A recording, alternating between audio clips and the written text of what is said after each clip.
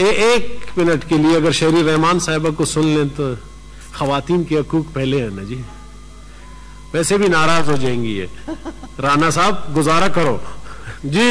नहीं चेयरमैन साहब, मैं आपके इजाजत और तवस्सुत से एक अहम एजेंडा हमारा बहुत अहम है और हम जरूर उसे टेकअप करें, लेकिन मैं समझती हूँ निशानदेही करनी चाहिए आज के हवाले से कि ये कश्मीर की करारदाद का आज दिन है और इस हाउस ने हमेशा ना सिर्फ हिमायत की है लेकिन कश्मीरी भाई बहनों की नुमाइंदगी भी की है।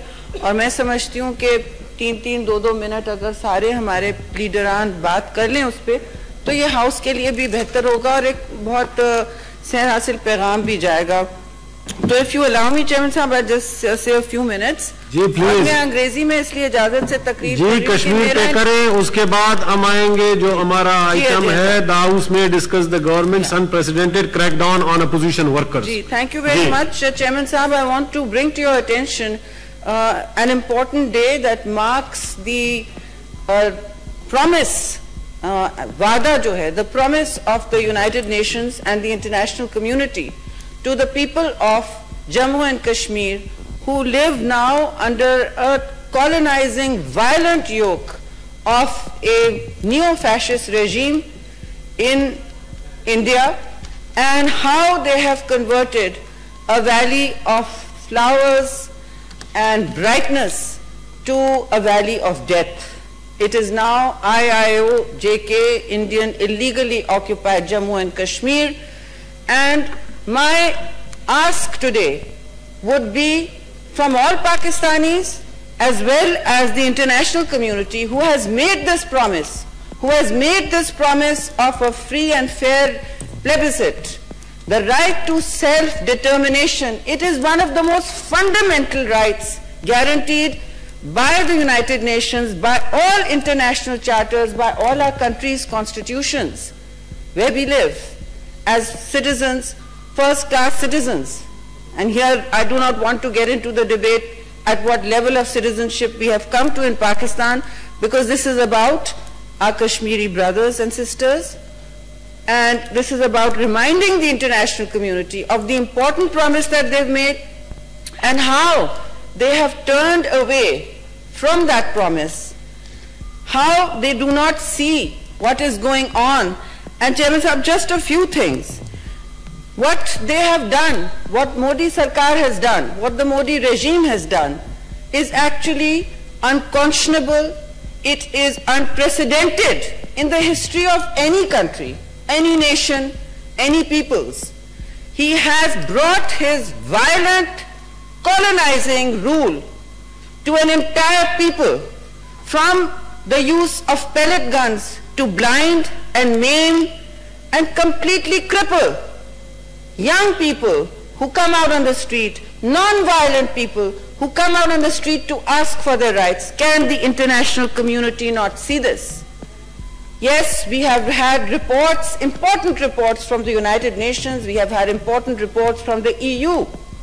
We have had important reports from the human rights organizations all over the world, including India's mainstream human rights organizations.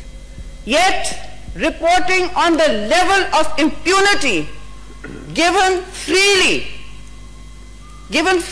to Indian occupation forces numbering over 800,000 to 900,000, making this beautiful valley a valley of blood and tears, a valley of mass graves and detentions, illegal detentions, where you have people disappearing overnight, threatened by the guns, by the torture of the Indian military and the Indian security forces, who are protected, who are still protected by laws that had there been anywhere else, the whole world would have been objected. And these laws are the Unlawful Activities Prevention Act.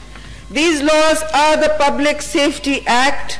There are new laws now where we don't even know about them, where journalists who after August 5th, after the last takeover, when attempted takeover, when Modi Sarkar in January and February tried to take over the Kashmiris' rights to domicile, when he tried to take over their right not just to self-determination, but to live and breathe the air. The Kashmiris cannot breathe.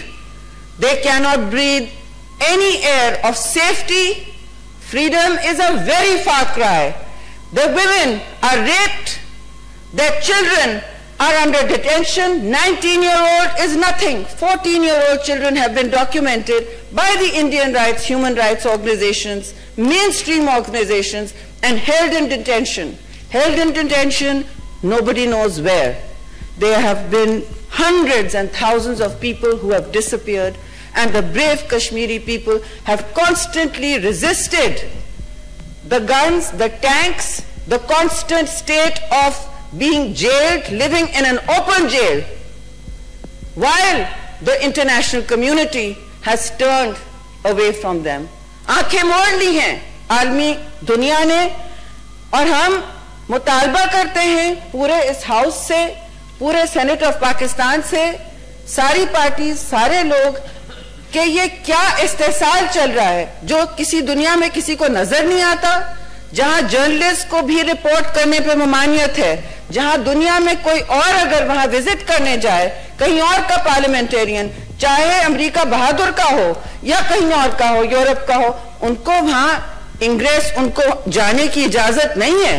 कहीं वो देख लें कि वो किस तरह खून की होली खेली जा रही है कश्मीरी भाई बहनों के से हमारे।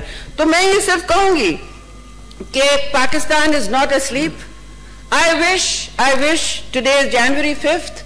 It is Shaheed Zulfikar Ali Bhutto's birthday anniversary also.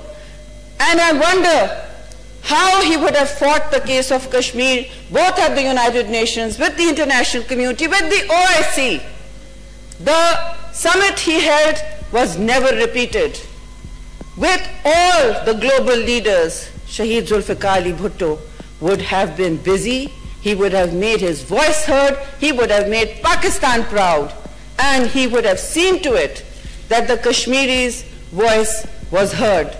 I would urge you, Chairman Saab, I would urge all political leaders today to ensure that kind of receptivity, to make sure that Pakistan's voice is heard and Kashmir's voice is heard. Most importantly, Kashmir's voice is heard, because they are under a lockdown and curfew and a kind of martial law the world has not seen. But the international community is silent. So we look to this community, we look to the United Nations and those powers that support it. There is a great deal of transitioning happening in the world. The United States will see new leadership. We expect that the promises they made, even Vice President-elect Kamala Harris has spoken about how she does not look at the human rights violations of the Modi regime kindly. Even President Biden-elect has had a long history of foreign policy engagement with the region. He has experts, he knows exactly what is what. He does not have to do any homework, which our government is still doing.